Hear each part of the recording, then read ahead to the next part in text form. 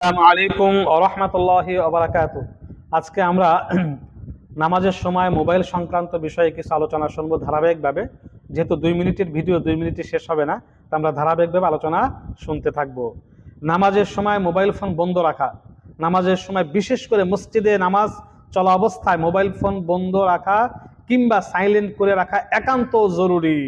অনেক সময় দেখা যায় অসতর্কতা বশত মোবাইল বেজে ওঠে এবং পুরো মসজিদে মুসল্লিদের মনোযোগ নষ্ট করে ফেলে, যা অত্যন্ত আপত্তিকর।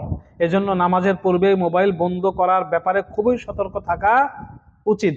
অসতর্কতাবশত মোবাইল ফোন বন্ধ না করা হলে এবং নামাজের মধ্যে তা বেজে উঠলে এক হাত ব্যবহার করে বন্ধ বা সাইলেন্ট করে দেওয়া জায়েজ আছে, এক হাত দিয়ে। আর যদি নাম দেখে ফেলে তাহলে কে ফোন দিল তার নামাজ বাতিল হয়ে যাবে। আর এই এক হাত দিয়ে যদি এটা বারবার করতে থাকে তাহলে আমলে এই কাসির হয়ে তার নামাজ ভঙ্গ হয়ে যেতে পারে।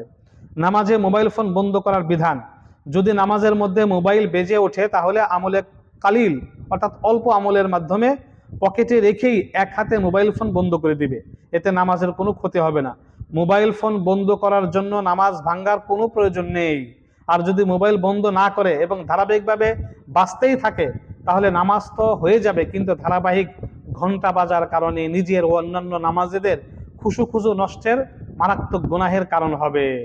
যদি একবার বন্ধ করার পর দ্বিতীয়বার আবার বাজতে আরম্ভ করে তাহলে আমলে কালিলের দ্বারা 2-3 বার বন্ধ করতে পারবে। তবে যদি উক্ত তিনবার ধারাবাহিক হয় অর্থাৎ 3 তাসবিহ বলার সম পরিমাণ হয় তাহলে এক বর্ণনা অনুযায়ী তা আমলে কাসিরের অন্তর্ভুক্ত হয়ে নামাজ নষ্ট হয়ে যাবে। সুতরাং এই বিষয়ে সতর্ক থাকা জরুরি।